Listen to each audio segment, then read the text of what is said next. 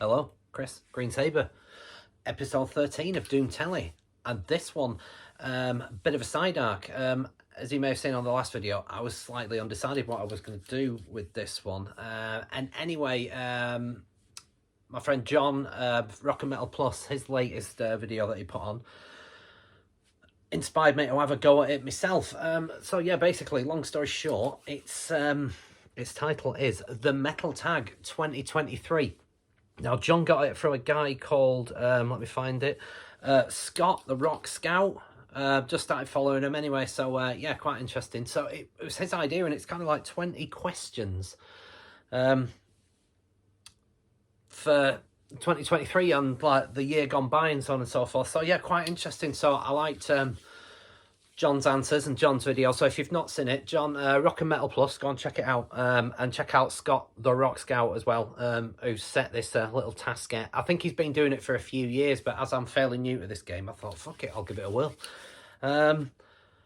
So yeah, quite excited. Nothing new to report on the Green Sabre front since the last video. So yeah, we might as well crack on with this. So yeah, 20 questions, like I say. So I'm quite excited about this. So the first question was, number one, false start album. Now by that, basically an album that at first you struggled with, a slow burner if you will, but one that yeah, one that grew on you over the time. And I had a long hard think about this, because there's probably quite a few, to be fair, that come into this category, but one that stood out for me was this. I don't know if you can see it, I'll try not to glare it. Nocturnus, The Key. Yeah, tell you what, I'll get them out of these sheets, that'll be easier. Yeah, oh no, that's even worse, fuck it. Yeah, Nocturnus. Now, I remember buying this, it was back in the good old days, where vinyl was cheap. And you could go down the record shop and basically sort of find a record that was on it was on a label that I recognised. It was on Earache. The artwork was clearly Dan Seagrave as well, so it was one of them that just kind of stood out to me. This is a splatter vinyl version as well. I thought, oh, let's give that a whirl. And yeah, for any of you that know this album, this is a classic now for me. The Key, Nocturnus. But at first, yeah, it was a bit of a hard sell. I wasn't quite sure about it. I mean, it had all the sort of death metal sensibilities. But yeah, the keyboards are very prominent in it, and there's that almost sort of sci-fi feel, and there's a lot of very sort of 50s fucking sci-fi keyboards running right through, which at first put me right off, I'll be honest with you. And at first I thought, oh, I've made a terrible mistake, but whatever. I think it was $5.99 or fucking something like that at the time that I bought it. But at the time I thought, oh well, fuck it, yeah, never mind. But yeah, I remember, look at there's the picture of them that came with the little insert, and they didn't look, I mean, bands at that time, they were all looking like sort of Autopsy and fucking Dismember and stuff like that. They all look quite grotty, quite grimy, quite sort of, that looked a bit like a sort of hair metal band, almost, so that was slightly off-putting. And yeah, it took, at first, it had a couple of listens and then disappeared back onto its shelf, never to be seen again. But it was one of them where I think it was the track BCAD, or was it that one, or is it Vision? No, I think it was Visions from Beyond the Grave, actually, track 3 on side 1. That had a riff in it, a sort of little riff running through it. And the other thing that really sort of stood out on this as well is the fucking musicianship. The guitarists have got some serious chops on this record. And of course Mick Browning, the drummer, or Mike Browning, or whatever his name is, ex-Morbid Angel, from the original incarnation of Morbid Angel. So there was enough to make me want to go back. And yeah, slow burner, most definitely, because this eventually, yeah, became one of my sort of little cult favourites as such, like, and it's an album that I often go back to every now and then. So yeah, that was my first, so to answer question 1, false start album, most definitely that one, because I did not fucking like it at first, but it grew on me. Album 2, question 2, an album with war themes / lyrics. Well, I suppose probably quite a lot of them. This was, I found surprisingly difficult, actually. I thought of this one, I thought, oh, I'll be able to pick about 55 albums, and I probably could really, in reality. But I was thinking, well, are they all strictly about wine, this, that, and anything? Anyway, I thought I'd just go with the obvious answer. Bolt Thrower, War Master. Yeah. Classic album. And yeah, there's a definite war theme on that. I mean, look, it's kicking off on front cover there. What else we got? War Master, Cenotaph. Yeah. So yeah, that definitely qualifies. So yeah, that one definitely stood out, sort of an album. Like I said, there's probably loads. I don't own any Manowar, otherwise that would have been a go-to. But yeah. So yeah, to answer number 2, my album with war themes. Question 3, most influential metal musician to me, I suppose, or the band, or whatever it is. Well, it qualifies as both in this instance. In the last 10 years. Now, I can think of loads straight off the bat. James Hetfield from a guitarist perspective. Mike Patton, I've always been a fan of everything that he's done. Almost everything that he's done. Fucking Lemmy. Yeah, the list goes on. There are lots of major influences on me. However, the key to this is the last 10 years. So I had a long hour to think about that. And there's been quite a few. But I think the one that stands out for me is Mike Shate of Yob. Terrible glare in this particular light, I'm afraid. So I'll do my best to try and not glare you to fucking death with these. But yeah, Yob. Certainly, I mean, maybe not over the full decade as such, but certainly over the last 4 years, I'd say 4 or 5 years, sorry. Yeah, nearly 5 years thinking about it. Mike Shite and Yob have been a fucking enormous influence on me. What I love about what Yob do, and this is the Our Raw Hearts, the latest album, which is going back some now, is it 2018? Yeah. I think this is a case in point. There's fantastic, almost sort of folk-like melodies in places. Really good kind of... You can tell that a lot of them maybe were first strummed on an acoustic, and they came from there, the conception of them as such, like really nice acoustic tracks. But there's some real good hark back to kind of first album and In Memoriam era Cathedral on there.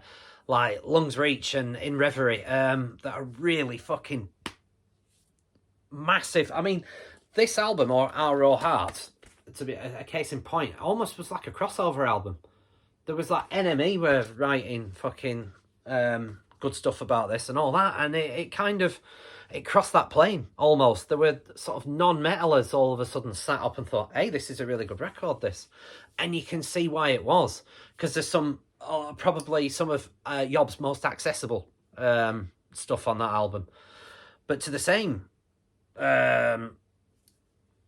whatever the word is that I'm fucking trying to get out, there's some really slow, massive, heavy fucking numbers on there as well that are just crushing fucking drone-like almost sort of doom numbers. So yeah. But anyway, I'm talking about that album more in a case in point. But yeah, how he writes, everything that he does with Yob has had a huge influence on me. And it was one of them where the idea of me wanting to do the Doom thing with Green Sabre came probably really not far around the same time of me. It wasn't long after I'd discovered Yob. Maybe a couple of months, something like that. And it was probably, I think the seed had already been planted, but hearing that all of a sudden made me realise, shit, there's people out here doing what I want to do. So, yeah, it was kind of full steam ahead from that point onwards. So, yeah, Mike Shite and Yob, huge influence on me.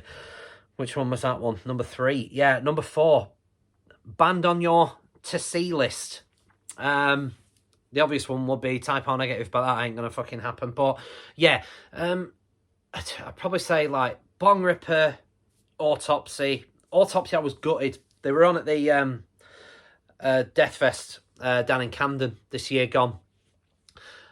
And I was so close to buying a ticket purely just to see Autopsy. But the lineup was pretty fucking good anyway. And my mate Liam was on with Consecration, so that was another reason why I'd like to get down there. But I went to a lot of gigs last year and stretched myself quite thin. And it wasn't a million mile away from the Damnation Festival that I got a ticket for. So I also went to Desert Fest last year as well. So it was one of them where that was the one that got sacrificed.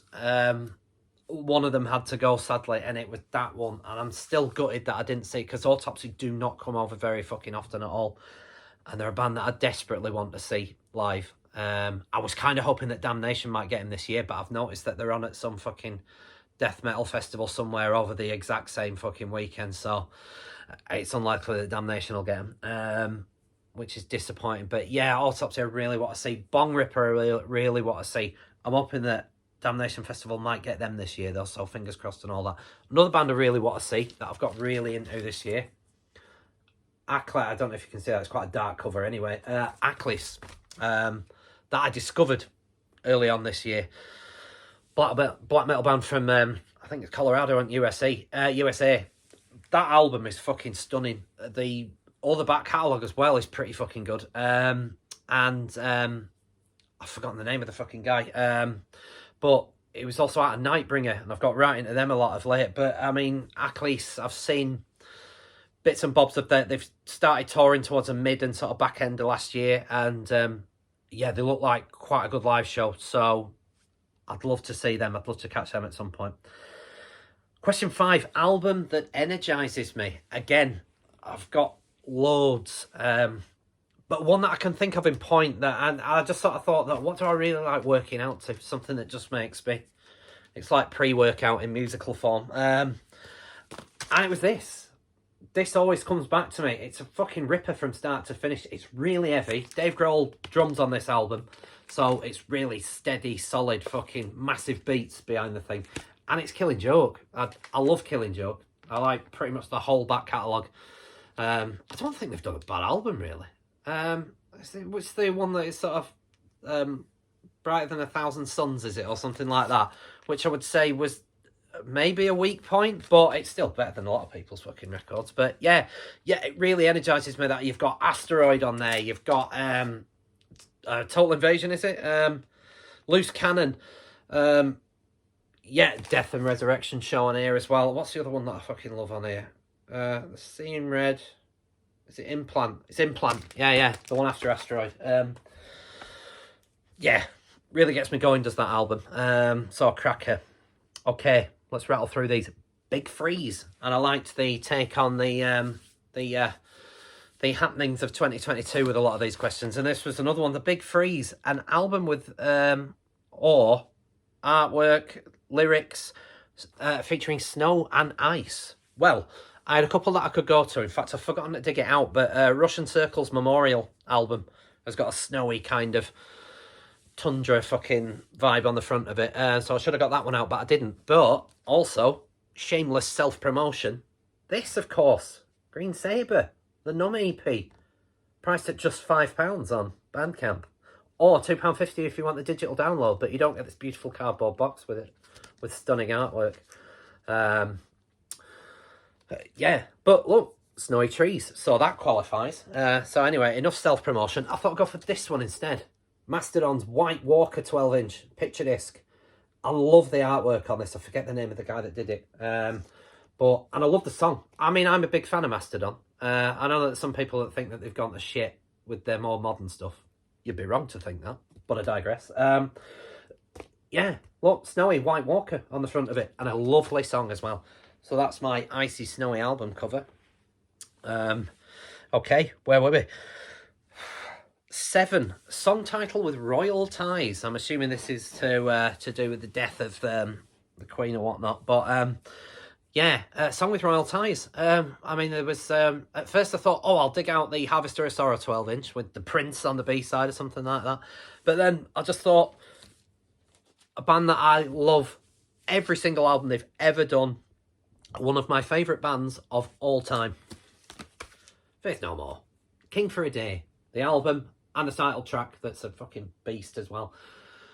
This is very, very nearly my favourite Faith No More record. It very nearly comes in at number 1. Angel Dust just nicks that spot for me. Angel Dust, King for a Day, then The Real Thing. That was how I would do my top 3 of Faith No More. Very difficult to rank all their albums as such because I like them all. For me, Faith No More have not done a bad record, and I'm including both Chuck Mosley records in that. I think they're both equally, almost feels like slightly different bands, but equally brilliant. I love every fucking record. But, yeah, so shout out to King for a Day by Faith No More. This is a reissue with a lot of free tracks on it. Spanish Eyes on here. I Started a Joke and all that. But absolutely love this record. So, yeah, royal tie there for you. Okay, where were we? Let's crack on. Number 8, Predominantly Green album cover. Well, I mean, I could have done a bit of self-promotion yet again on Green Sabre, although it's not predominantly green. So, really, other than that, I should have thought more outside the box, but I just immediately gravitated towards Type O Negative. The latest edition, this is probably going to get a mention later on in one of the other questions, but yeah, my latest edition, and finally have an official press of Dead Again, Type O's last record. I nearly dug out Will Coming Down, or Slow, Deep and Hard, but I've only got them in the massive box set, and I couldn't be arsed digging that out, quite honestly. Although, at some point, I feel like I'm going to do a ranking of the Type O Negative albums video, so you'll get to see it all in its juicy detail then. But yeah, predominantly green album, Type O Negative, Dead Again, and a cracking record. Cracking way to finish, although I'm sure they didn't intend to finish with that album. But yeah, great record. Okay, number 9. An album released in 2021 that I bought, but I haven't listened to in 2022. Well, when I thought about it, I thought there's probably quite a lot, because 2022 was that fucking thick with quality releases that a lot of stuff that I loved in 2021 didn't get much of an outing this year round. In fact, I could only really think that Deaf Heaven's Infinite Granite stayed on the turntable. Mastodon's Hushed and Grim stayed on the turntable, and there weren't many others that did. But there were a couple of albums. There was Red Fang's, is it Arrows, was it called, or something? Last release, which is a fucking ripper. But I don't think I've played that since about 2 or 3 spins after I got it. I've had the MP3s on and stuff like that, but one that I definitely haven't played since was Gojira's last album, and I can't even remember the fucking name of it. Fortitude. Yeah, I liked it. It made my 2021 album of the year. But it was just something, like I probably mentioned previously, I've been in a very doomy, very black metal mood this year. So there wasn't much else snuck its way in, really. And Gojira's one of them where I think they've done better albums than this for a start off. So, it's just still a very good record. But yeah, just hasn't had a play. In fact, this is fucking awful, and my wife Tracy would no doubt be telling me to fucking sell it if this is the case. But I think I test played it when I bought it, and I don't think it's ever been out since. Yeah, maybe I should go back to it at some point. But I'm not feeling in the mood for Gojira at the moment. So yeah, anyway, right, question number 10. Best find of 2022, old or new? And I went old. Now, there's probably rarer records and stuff like that, more expensive ones. But I went for this. Emperors in the Nightside Eclipse, because it's an absolute fucking masterpiece.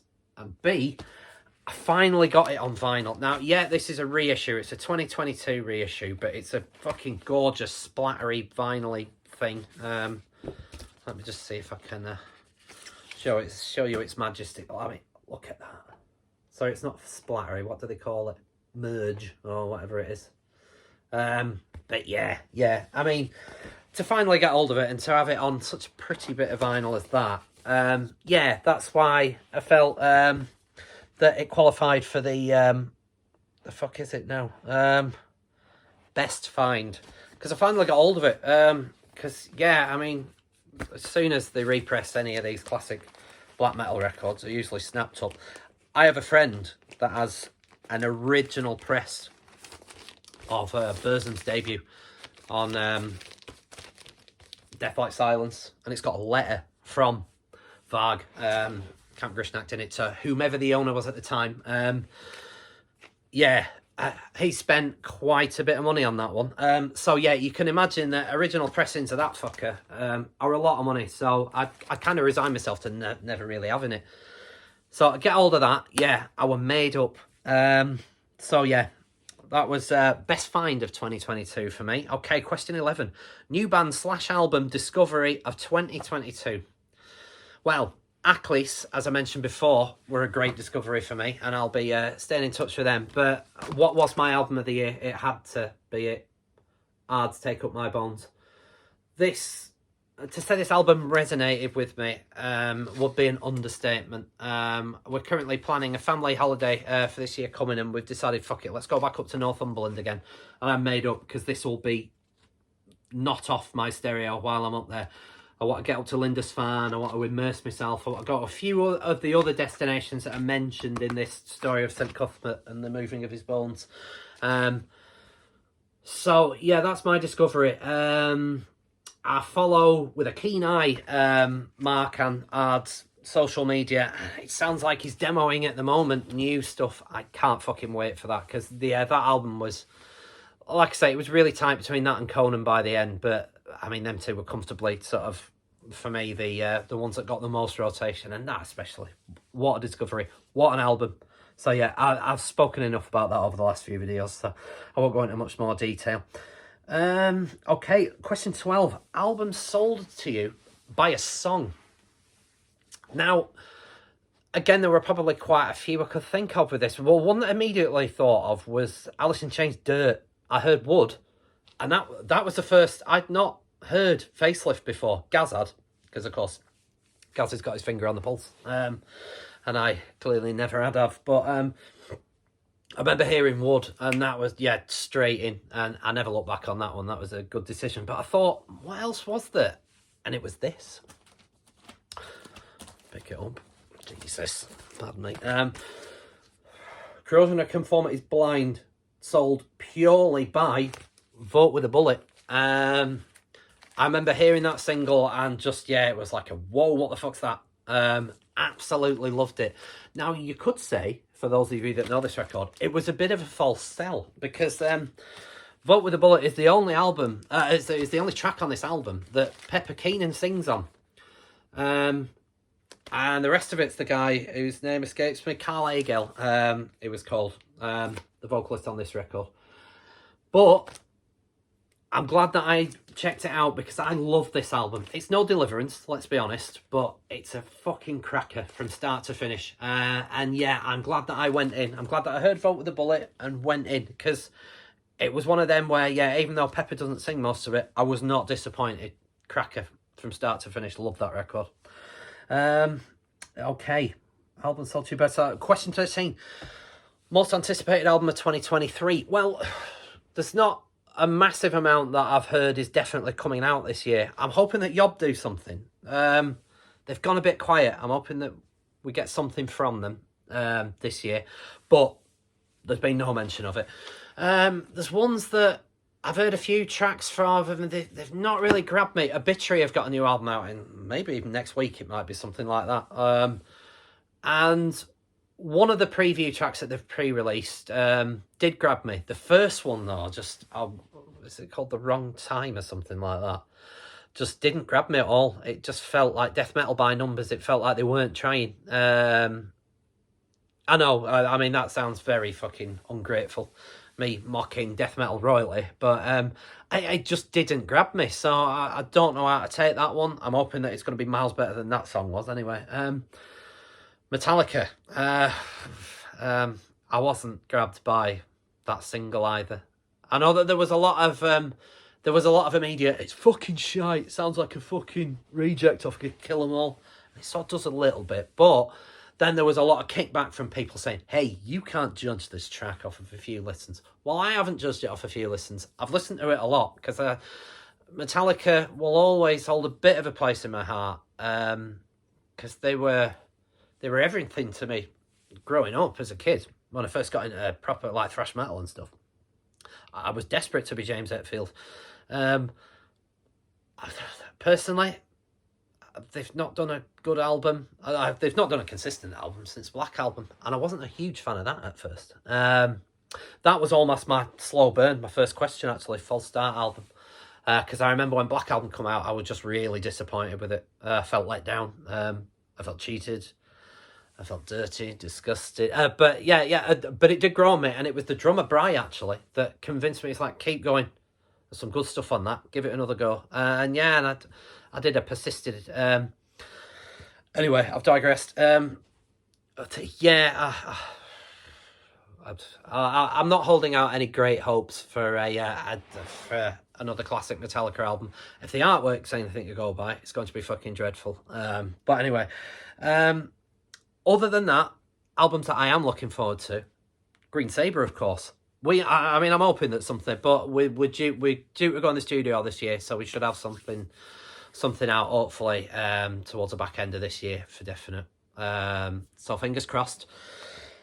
My friends in a band called Elder Seer, looking forward to their stuff. They've got something coming out this year, so yeah, can't wait for that because I really like what I've heard so far. So yeah, looking forward to that. And Roots of the Old Oak, they've got a full length. I really like their EP from last year, Blot. And they've got a full length coming this year, so very much looking forward to that.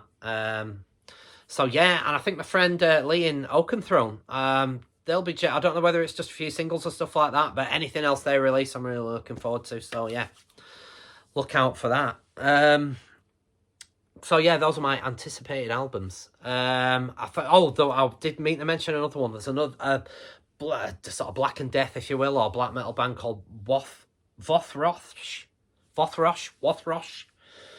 What I've heard so far sounds fucking great. I can't wait for that. That sounds like it's going to be a peach. I think it's either back end of January or early February, so that's not far off. So yeah, looking forward to that. Okay, 23rd album on my shelf. Counted it through, and this is the one that came out. Mental Funeral by Autopsy. Absolute classic as well. So yeah, I was happy that one came. I didn't have to do any doctoring of the 23rd either. So yeah, album 23 that came out, this fucking masterpiece, Autopsy's Mental Funeral, might be my favourite record of theirs. It's tough, but the first three are just fucking unrivaled, fantastic records. But yeah, album 23 in the collection. Okay, the last album that went into the collection, Abduction. Which I bought via download, so I've not got a vinyl of it yet, although I'm probably going to get hold of the vinyl at some point. Insert image. Yeah, Abduction, Black Blood. That was the last addition to my collection of 2022, because I bought it on fucking New Year, the eve of New Year's Eve, on the 30th. I went to watch Winterfilleth in York. They were support. I was outstanding. I was amazed by them, well impressed. So as soon as I got home, I downloaded the record. Yeah. So that was the last addition to my collection. A random pull from the collection. Now, obviously, they're all in alphabetical order, these, and then chronological. So, yeah, it was. So basically, I went through my collection on Discogs and just kind of randomly, and landed somewhere in the middle. And this is what came out. Motorhead's No Sleep Till Hammersmith. A classic. And quite a nice story with this one as well, in reality, because it was probably the first metal record I got into. As maybe a lot of my generation did, I remember me and my brother saw the classic episode of The Young Ones, the University Challenge one. And when they all charged to the station, music. On came the riff to Ace of Spades. And me and my brother were just hooked. I'm sure I was only I mean, it wasn't when it was originally on. Was it one of the Oh, actually, maybe it was. I don't know. I was only like 8 at the time, I think. So my brother will have been like 7. And we saw that. My mum and dad very kindly let us watch it. Stay up till 9 o'clock or whatever it was to watch it. And absolutely fell in love with that song. And it was my uncle, I think, had a copy of that on cassette. Brought it round and we played it till the fucking tape broke near enough with our tennis rackets, and I'm sure we had like a fucking machine gun or something stupid that we used as an air guitar or one of them anyway. But yeah, that was my interesting that came out as the fucking it's just a random pick, because that's probably the first ever metal band I got into, and I've never looked back since. So yeah, that was my random pull. Okay, question 17. Band artist discovered via social media. Difficult, that one, because there's been a lot, but I think the one that's had the biggest effect on me recently is that Winterfilleth, and I've pulled out the Dark Hereafter album, which might be my favourite of theirs, but I like all their stuff, so yeah, they're all good. But yeah, I pulled out this one. I discovered these via the Damnation Festival forum on Facebook, so I figured that they were exactly true to the question. And it was a couple of months before Damnation 2021. People have been talking about this Winterfilleth. I thought, I'll check them out. And I was not disappointed. I tell you when I was disappointed, though. When I got to Damnation 2021, it was still at Leeds at that year. And it had the awful fucking problem of tiny little venues that you could only get a limited amount of people in. And I didn't move quick enough to get to Winterfilleth. But I think Winterfilleth were on that year in the fucking smallest room. And it is minute, that one. On the way down to Stylus in the fucking nether regions, the basement dungeon of fucking Leeds University Union. And I didn't get in, I missed it. And I was gutted about that. However, I've seen them twice since, and they do not disappoint. Fantastic band. So, yeah, Winterfilleth, my discovery via social media. So, thank you, Damnation Festival Forum. Top bananas. Okay, question 18. And this is where it all gets very serious now. Where do I see my collection progressing in the next 5 years? You know, what with price increases and stuff like that. I don't see it progressing very much, certainly on a vinyl front. Vinyl is getting increasingly more expensive. I'm blaming that on production costs, probably more than anything, but fucking hipsters is the other reason. Ruining it, all these fucking vinyl dickheads that will start joining in and spoiling it for everyone because it means prices are going up. And yet prices are going up to a point now where it's getting fucking stupid. As mentioned before, I catalogue all my collection on Discogs, and I could tell when I've bought albums, and last year's vinyl purchasing rate dropped off fucking sizably compared to previous years. That was partly as well due to a promise I've made to the wife to say that I will not spuff any more of the family's valuable income on vinyl. So I've just started getting to the point now where it has to be an absolute must-need for me to go out and purchase it. As all you vinyl collectors will know, that's how you start. Just the ones that I want, and then before you know it, you're buying every old fucking coloured version of everything. I got into a bad habit during lockdown where you couldn't go and see live bands. So I thought, how do I help the band? And then people started releasing like fucking 8,000 different variants of re-releases of stuff and all that. But anyway, so yeah, I don't see much more vinyl coming in at the minute unless prices go down. I'm waiting for the crash to come. Other than that, I've been sort of digging out a lot of my old CDs. You'll notice that I've got a CD deck here, which isn't particularly reliable. It will sometimes play stuff. There's some stuff that it just won't, but every now and then I can play. But that my amplifier's got an MP3 in, so I can just put all my MP3s through the fabulous system as well, which is handy.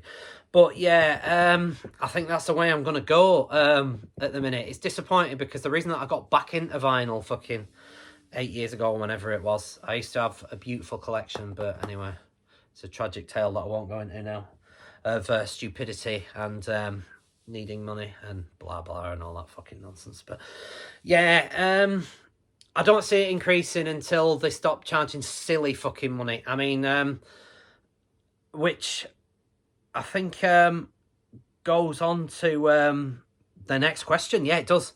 19. New releases that I didn't buy in 2022 based on price.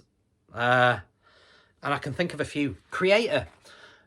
For some reason, Creator stuff is fucking stupid money on vinyl. And I don't know why. So I didn't buy that one on vinyl because of that. Their latest album last year. The Type O Negative reissues. Dead Again was the only one that I needed as like an original press. I've got all the others in the box set. I've got about 3 versions of Bloody Kisses as it was. And I do have the original of October Rust. But the reissues, they're like fucking 50 quid. I mean, I know there's a few extra track on it and the triple vinyl and stuff, but the thing is with these triple vinyls and all these really fucking annoying puffy fucking gatefolds that there's no need for, I run out of space really quickly because what could have been a very nice little single album, they decide to put in a gatefold that's that fucking wide for no reason at all. So it takes up space on the shelf. And I've not got a massive amount of room to play with here, so yeah. The Celtic Frost box set. I really wanted, but I just could not justify spending £180 fucking pound or whatever it was on a Celtic Frost box set. I do believe that Morbid Tales is getting a repress in the new year at some point. They'll just stand alone. However, knowing what these represses are like, that'll be fucking £40 no doubt. So I better start saving up for that because I do want that. I need Morbid Tales. Another one that I didn't get was Killing Joke's reissue of Hosanna's in the Basements of Hell. Again, that was a reissue. The reissues of that were, yeah, like fucking £30-40, and it's a lot of money. I mean, John on Rock and Metal Plus on his video of this mentioned like the new Metallica, 43 fucking quid. It's fucking daft, and they're gonna kill the vinyl market if they're not careful. They'll just be the fucking idiot hipsters that have got like copies of that next to the fucking Taylor Swift picture discs and whatnot. Yeah, so yeah, there were quite a few that I did not buy this year based on price because it's getting fucking daft out there. The final question: songs that don't belong on an album or that I feel let an album down. This is a difficult one. Now, one that I'll mention first, and it's unfair. I feel bad even pulling this out because it's one of my favourite albums of all time. Paradise Lost Gothic. The track I'm talking about is Falling Forever. Now, I've learned to love it, in actual fact. It's one of them where, yeah, there's no track gets a skip on this. However, previously, back in the day, that would be the one that got skipped. It just felt, I don't know, ever so slightly cheesy, the riff in it, that kind of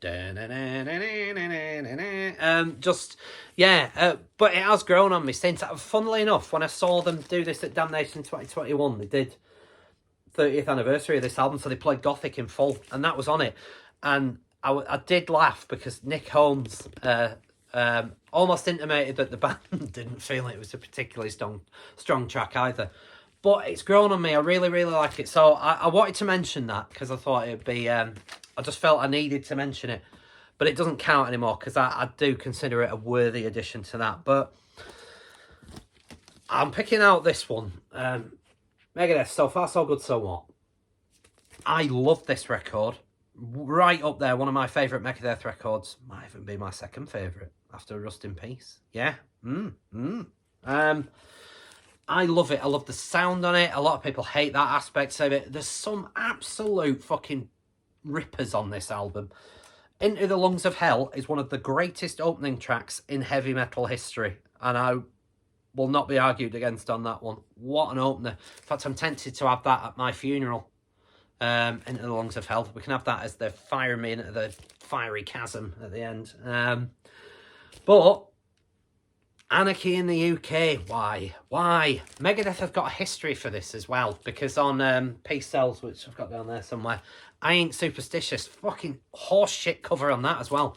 So, it's like, just stop doing it. I mean, you've got, like, Into the Lungs of Hell, Set the World Afire, that piece of shit cover version, Mary Jane. You could have gone straight into Mary Jane after Set the World Afire, without having to fucking, that dreadful... I mean, I know Steve Jones plays a solo, I believe, on the version of this, but it's just an immediate, oh, for fuck's sake, that awful Pistols cover. Yeah, so it doesn't belong, and I have to have an unworthy mention, an unhonourable mention, and this, I feel awful even mentioning Chuck Schuldiner in a bad vein, because Chuck's a major influence on me.